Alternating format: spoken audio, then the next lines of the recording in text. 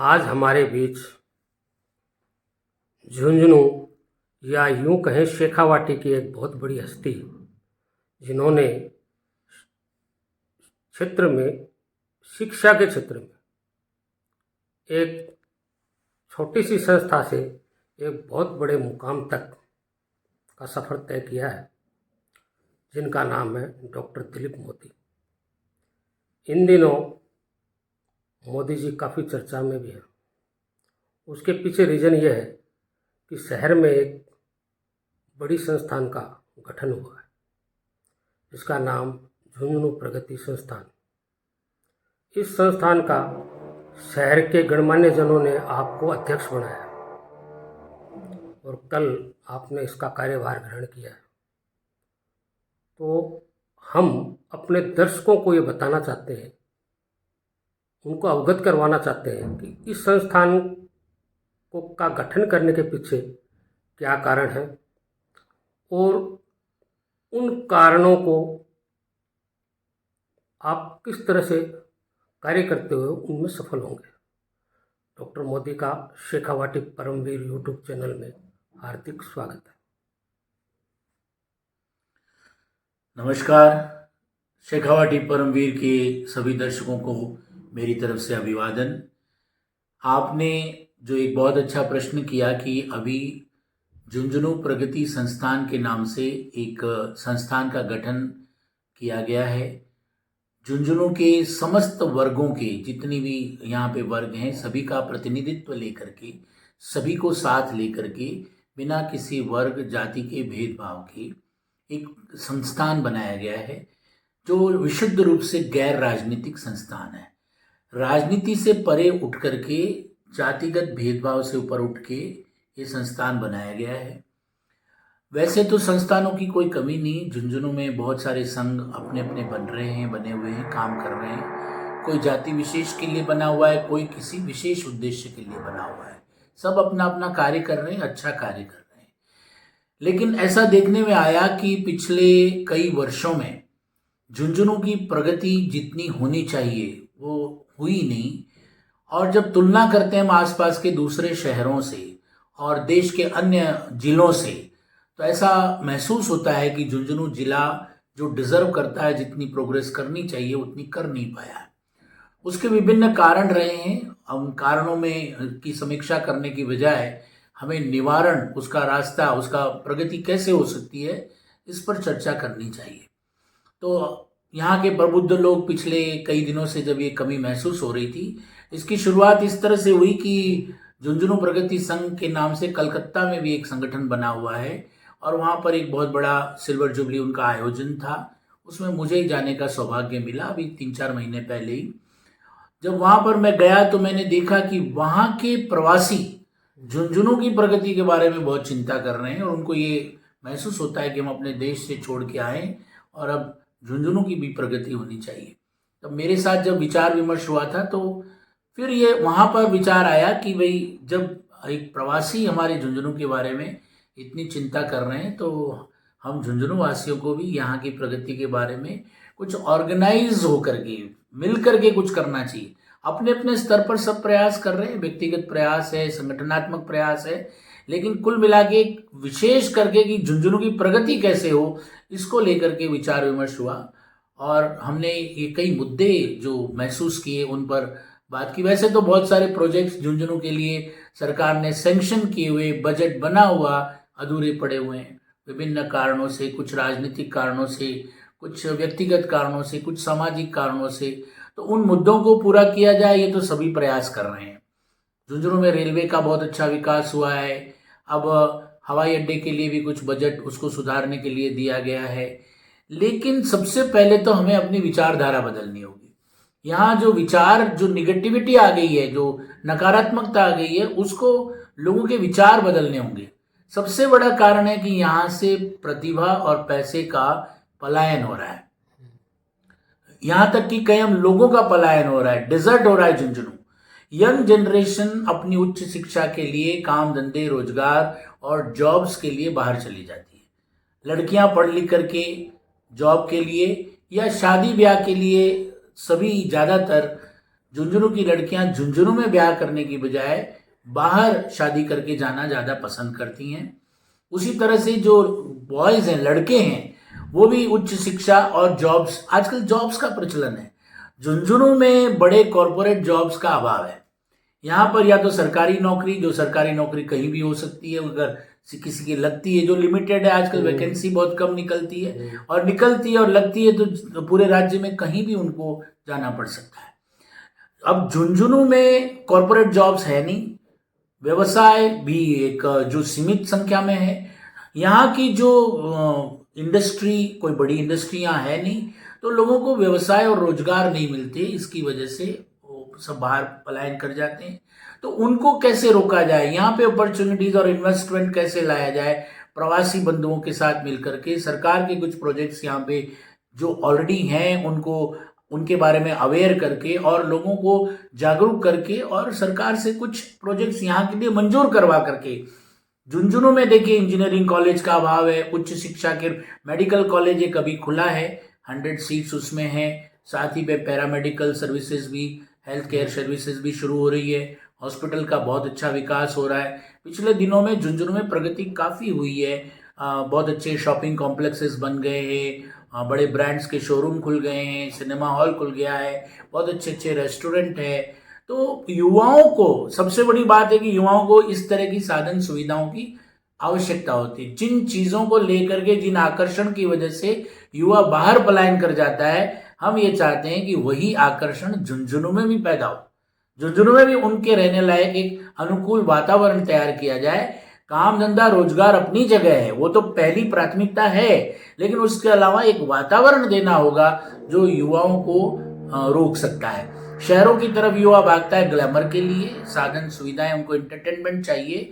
कोई gaming zone है, कोई फन जोन है, कोई रेस्टोरेंट है, कोई सुबह शाम कभी सिनेमा घर में भी उनको जाने की इच्छा होती है परिवार के साथ। तो इस तरह की साधन सुविधाएं, तो पहली प्राथमिकता है हमारी कि पलायन को रोका जाए, युवाओं को यहाँ के लायक वातावरण प्रदान किया जाए। साथ ही साथ एक सबसे बड़ी बात जो है कि हम सबको वोकल फॉर लोकल होना पड़ेगा। यहाँ के काम धंधे रोजगार जो है उनको हम आपस में मिलजुल करके सपोर्ट करें। ऑनलाइन का जो व्यापार हो रहा है तो यहाँ का पैसा बाहर चला जाता है। अभी इन दिनों में बड़े बड़े शोरूम और स्टोर खुले हैं, तो वो भी बड़ी बड़ी कंपनियों के शोरूम और स्टोर हैं, उनका भी पैसा बाहर जाएगा। अगर बड़ा स्टोर कोई खुला है बड़ी कंपनी का, बड़ा ब्रांडेड, तो वो शोरूम का पैसा वो कमाने के लिए आए, यहाँ पे कुछ लगाने के लिए नहीं आए। तो हम सबको मिलके ये प्रयास करना है कि यहाँ का लोकल जो व्यवसाय है, यहाँ के जो लोकल काम धंधे रोजगार हैं, उनको प्रोत्साहन मिले, यहाँ का पैसा यहीं रोटेट हो, यहाँ का पैसा यहीं पे घूमे, और तभी समृद्धि आएगी, एक दूसरे को सपोर्ट मिलेगा। अगर हम ऑनलाइन कोई खरीदारी करते हैं या बड़े स्टोर में कोई खरीदारी करते हैं, या मान लीजिए कोई शिक्षण संस्थान सीकर से, कोटा से या जयपुर से आके यहाँ खुला, अगर हम वहाँ पे भी जाके अपने बच्चों का एडमिशन करवाते हैं तो वो पैसा भी बाहर जाएगा। यहाँ की जो शिक्षण संस्थान है उनको भी प्रोत्साहन देने की जरूरत है। जिस तरह से यहाँ के लोकल व्यवसाय, लोकल जितना भी जो आसपास का जो भी अपना है उसको अपनाने की जरूरत है। और जो अधूरे प्रोजेक्ट्स हैं, जैसे आज हमारा पुलिस लाइंस के पास रेलवे ओवरब्रिज अधूरा है, हमारी नगर परिषद का ऑडिटोरियम अधूरा है, यहाँ की सीवेज सिस्टम का काम पूरी तरह से सही नहीं है, यहाँ पे खेल यूनिवर्सिटी मंजूर है वो नहीं हुई है, मेडिकल कॉलेज तक सड़क बननी मंजूर है, बजट आया हुआ है, वो काम नहीं हुआ है। और इसी तरह से ट्रैफिक की व्यवस्था है, सफाई, गंदगी, नालियों की व्यवस्था है। शहर एक स्मार्ट बने, रहने लायक बने, लोगों को अच्छा लगे। अब यहाँ पे कोई युवाओं के लिए कोई ऐसी कोई चौपाटी जैसी जगह, जैसे आजकल शहरों में हर जगह पे, चाहे जयपुर में हम जाए मसाला चौक है, हर जगह एक प्लेस होता है जहाँ पे युवा और यंग जनरेशन के लोग जाके बैठ के कुछ खाना पीना पसंद करें। हम उम्मीद करते हैं कि यहाँ पर भी रास्ते में खड़े होकर ठेलों पे लोगों को खाना पड़ता है, उनकी जगह पर एक बहुत सुव्यवस्थित, सुंदर, अच्छी जगह बने चौपाटी। कोई ठेले वालों को भी कोई किसी तरह का नुकसान ना हो, कि उनको अच्छी जगह उपलब्ध करवा दी जाए जहाँ वे वो अपना रोजगार करे, बेहतर तरीके से करे, स्मार्ट वे में करें, और लोगों को भी अच्छी सुविधाएं मिले बैठने की। तो इस तरह की कई सोच है, धीरे धीरे कुछ करने का प्रयास करेंगे। समाज का, सभी लोगों का समर्थन मिल रहा है, सभी विचारधाराओं से सहमत हैं। सबसे पहले हम अपने विचारधाराओं को बदलेंगे और धीरे धीरे सभी को साथ लेकर के, सभी के साथ हो करके जो प्रोजेक्ट चल रहे हैं, जो कोई भी इसमें काम कर रहा है, तो उनके साथ जुड़ के या उनका साथ लेकर के सब कामों को आगे बढ़ाने का प्रयास करेंगे और धीरे धीरे झुंझुनू को विकास की तरफ ले जाएंगे। एक स्मार्ट सिटी बने, हरा भरा बने, पर्यावरण के रूप में हेल्दी बने, स्वस्थ बने और स्वास्थ्य की जो गतिविधियां हैं, हम गोष्ठियां करेंगे, हम अवेयरनेस ड्राइव चलाएंगे, हम कुछ ऐसे प्रोजेक्ट्स और ऐसी कल्चरल एक्टिविटीज़, इसमें महिलाओं का एक अलग विंग बन रहा है, युवाओं का एक अलग विंग बन रहा है, उनके भी प्रोजेक्ट्स अलग अलग लिए जाएंगे। कम्युनिटी सर्विसेज होंगी, जैसे कुछ प्रोजेक्ट्स ऐसे होंगे जो सरकार के साथ, जब सरकार के प्रोजेक्ट्स आते हैं तो उनके साथ अवेयर होकर के मिल करके हम करने का प्रयास करेंगे। कुल मिलाकर के यहाँ की महिलाएं, यहाँ की बच्चियाँ, परिवारों की जो विचारधाराएं हैं, व्रत, त्योहार, उत्सव मिलकर के मनाएंगे और एक अच्छा वातावरण बनाने का कुल मिला के प्रयास है। प्रगति में सब कुछ आ जाता है, एक दिन में होने वाली नहीं, सतत चलने वाली प्रक्रिया है। शुरुआत हुई है, सब मिलजुल करके इसको आगे बढ़ाएंगे। आपने देखा होगा कि पिछले दिनों से युवाओं में नशे को लेकर, खास करके जो शिक्षण संस्थानों में विद्यार्थी पढ़ते हैं, उनमें नशे की लत बहुत गहराती जा रही है। तो इस तरह की जो समस्या है, ये भी आपके एजेंडे में शामिल रहेगी क्या? देखिए, इसमें मैं बड़ी खुशी और गर्व के साथ कहूँगा कि नशे की लत से झुंझुनू अभी भी काफ़ी हद तक बचा हुआ है। अगर जैसे ही हम थोड़ा सा बाहर के शहरों में जाएंगे ना, जैसे अब कहना नहीं चाहिए, मैं किसी शहर का नाम नहीं लूँ, लेकिन सीकर है, जयपुर है या कोई इस तरह की जहाँ पर जो थोड़े डेवलप्ड हमको नज़र आ रहे हैं, वहाँ पर नशे की लत झुंझुनू की तुलना में ज़्यादा है। अभी झुंझुनू मोबाइल की बुराइयों से, कोई साइबर क्राइम से या नशे की लत से, इनसे काफ़ी सुरक्षित है, काफ़ी बचा हुआ है। जहाँ पर युवा अकेला होगा, फ्रीडम के साथ होगा, जहाँ पे उसको जैसे पढ़ने के लिए भेजा बच्चे को, पढ़ने वाले पढ़ते हैं, लेकिन जो उसके साथ जो बहुसंख्यक होते हैं ना, वो अकेले रहते हैं, पूरी आज़ादी रहती है, माता पिता साथ होते नहीं, पैसे उनको पूरे मिलते हैं और सुबह शाम अकेले घूमते हैं। उनमें नशे की आदत बहुत ज़्यादा है और यहाँ झुंझुनू में इस तरह की कोई आम दिखाई नहीं देती है। चोरी छिपे कहीं जो हो रही है तो उस पर अवेयर होने की ज़रूरत है, युवाओं को रोकने की ज़रूरत है। लेकिन अब चूंकि यहाँ युवा ही बहुत कम है तो नशा भी कम है। युवा अगर यहाँ से पलायन करके कहीं बाहर उच्च शिक्षा के लिए चला गया है, काम धंधे रोजगार के लिए चला गया है, तो साथ में नशा तो वहाँ कर रहा है वो। तो वो अगर अपने परिवार के साथ रहेगा, माता पिता के पास रहेगा तो उनका लिहाज भी करेगा, अकेला रहेगा तो किसका लिहाज करेगा। तो यहाँ पे इसीलिए तो परिवार के साथ रहना जरूरी है, अपना रोजगार करना जरूरी है, अपने लोगों के साथ रहना जरूरी है। अकेला रह करके कई बुराइयों का शिकार होता है। इसीलिए हम कह रहे हैं कि संयुक्त पर let us come back to the पुराने जो परंपराएं थी, वहां पर हमको आना चाहिए। घर परिवार, संयुक्त परिवार, साथ रहें, साथ बिजनेस करें। अकेले जॉब करने वाला या अकेले पढ़ने वाला विद्यार्थी गलत रास्ते पे भटक सकता है। तो नशे को रोकना है तो बच्चों को पहले यहाँ रोकें, और बच्चा अगर घर में रहेगा तो सुरक्षित रहेगा, नशे से भी मुक्त रहेगा। अंत में आप से हम एक बात जानना चाहते हैं कि आपकी दिल की बात जो आपको बहुत बढ़िया लगती हो और समाज को आप मैसेज देना चाहते हो, दिल की बात आपकी क्या कहना चाहेंगे? देखिए, दिल में तो बहुत सारे सपने हैं और 42 सालों से मैं झुंझुनू में हूँ। मैं मुंबई में पढ़ा लिखा, वहीं पे मैंने पढ़ाई की। मेरी धर्मपत्नी भी मुंबई से बिलोंग करती है। जब 25 वर्ष का हुआ मैं, तब तक तो मैंने झुंझुनू राजस्थान रेगिस्तान देखा ही नहीं था। तो मैं जो प्रतिभा पलायन वाली बात आती है ना, उसका मैं प्रत्यक्ष उदाहरण हूँ, रिवर्स पलायन का। मैं बड़े शहर मुंबई जैसे महानगर में पैदा होके पढ़ लिख करके झुंझुनू जैसे छोटे कस्बे में मैं आके सेटल हुआ।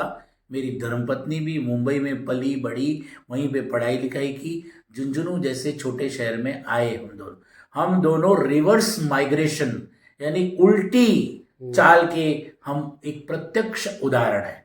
और उसी तरह से जब बात की जाती है, मेरे 2 बेटे हैं। मेरे दोनों बेटे उच्च शिक्षित हैं। पूरा पढ़ाई करने के बाद विदेशों में पढ़े हैं। विदेशों में पढ़ने के बाद उनके सामने बहुत सारे ऑप्शंस थे, विदेशों में सेटल होने के, बड़े बड़े शहरों में जाके जॉब्स करने के या रोजगार करने के। वो झुंझुनू में ही है, झुंझुनू में ही रोजगार कर रहे हैं, हमारे ही विद्यालयों को आगे बढ़ा रहे हैं।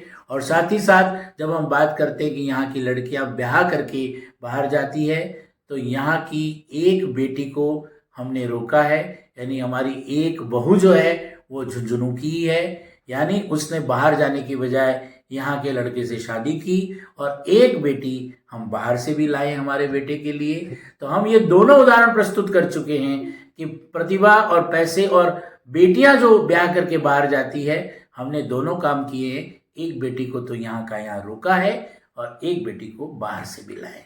तो ये दोनों चीज़ें प्रस्तुत की है। मैं यही कहता हूँ कि देखिए, कोई भी चीज़ छोटी या बड़ी नहीं होती, ग्लैमर जैसी कोई बात नहीं होती। झुंझुनू अब बहुत पहले से डेवलप हो चुका है, साधन सुविधाएं, कम्युनिकेशन, कन्वेंस और हर तरह का आराम, हर तरह के साधन सुविधाएं। सबसे बड़ी बात है कि यहाँ सुकून है, यहाँ आराम है, ट्रैफिक नहीं है, यहाँ पे कोई बहुत क्राइम नहीं है, यहाँ पे सुख शांति है, भाईचारा है। अगर आप थोड़ा सा भी अच्छा काम करोगे तो लोग आपका सम्मान करेंगे। और बड़े बड़े शहरों में बड़े बड़े लोग गुमनामी में खो जाते हैं। तो यहाँ पर तो हम एक ही बात कहते हैं कि आप थोड़ा सा अच्छा करो, आपको हर व्यक्ति जानता है। हम लोग बड़े खुश हैं, बच्चे भी बड़े खुश हैं कि यहाँ पर हमारे लिए हर तरह घर जैसी सुविधा, मान सम्मान, प्रतिष्ठा सब कुछ है। और जब ग्लैमर की ज़रूरत होती है तो दिल्ली जयपुर कौन सा दूर है, सुबह शाम 2 घंटे 3 घंटे में जयपुर पहुँच जाते हैं। तो आनंद लेने के लिए, देश विदेश घूमने के लिए कहीं कोई मनाही नहीं है, बहुत अच्छे साधन है। तो हम सबको यही कहते हैं कि अपना है तो अपना है। तो अगर हम शहर के भी पास हैं और अपने पास भी हैं, और अगर कहीं हमें कुछ डेवलपमेंट चाहिए तो हम जो डेवलप्ड है वहाँ जाने की बजाय अपने शहर को डेवलप क्यों नहीं करें? जो चीज़ हमें चाहिए वो यहीं उपलब्ध क्यों नहीं करवाएं? हम इस विचारधारा के साथ आगे बढ़ रहे हैं। वैसे देखें तो आपका जीवन काफ़ी व्यस्त है शिक्षण संस्थानों को लेके, तो अब आप पर दोहरी जिम्मेदारी आ गई। एक तो अपने काम को देखना, फिर ये जो समाज का जो नया दायित्व आपको मिला है, तो इन दोनों का निर्वहन किस तरह से कर पाएंगे? शिक्षा के क्षेत्र में पिछले 42 सालों से मैं जो कुछ भी कर सकता था मैंने करने का प्रयास किया, और शहर ने भी, पूरे झुंझुनू जिले ने, पूरे देश प्रदेश ने बहुत प्यार और सम्मान दिया। शिक्षा के क्षेत्र में बहुत अच्छा किया। अब जैसा कि मैंने बताया कि बड़े सौभाग्य की बात है कि मेरी नई पीढ़ी यानी दोनों बेटे अब काम संभालने लग गए हैं। तो पढ़ाई का जो स्कूल का काम है वो दोनों बच्चे बहुत बेहतर तरीके से, नई टेक्नोलॉजी, नई सोच के साथ और बेहतर तरीके से उनको कर रहे हैं। तो अब चूंकि स्कूलों की जिम्मेदारियां बच्चे ले चुके हैं, तो अब ये मेरी बारी है कि मैं समाज जिसने मुझे बहुत कुछ दिया है, मान सम्मान प्रतिष्ठा, मैं उसे कुछ लौटाऊं। और लौटाने के लिए मैंने ये कार्य क्षेत्र चुना है कि झुंझुनू प्रगति संघ के माध्यम से झुंझुनू की प्रगति के लिए राजनीति, जाति, वर्ग से, भेदभाव से ऊपर उठ करके अगर हम प्रगति कर पाएं, प्रगति में मैं ये नहीं कहता कि कोई भवन खड़ा करना है, कोई इमारत खड़ी करनी है, या कोई यहाँ पर मूर्ति बनानी है, या कोई मॉन्यूमेंट बनाना है। लोगों की विचारधारा बदलनी है, सोच बदलनी है।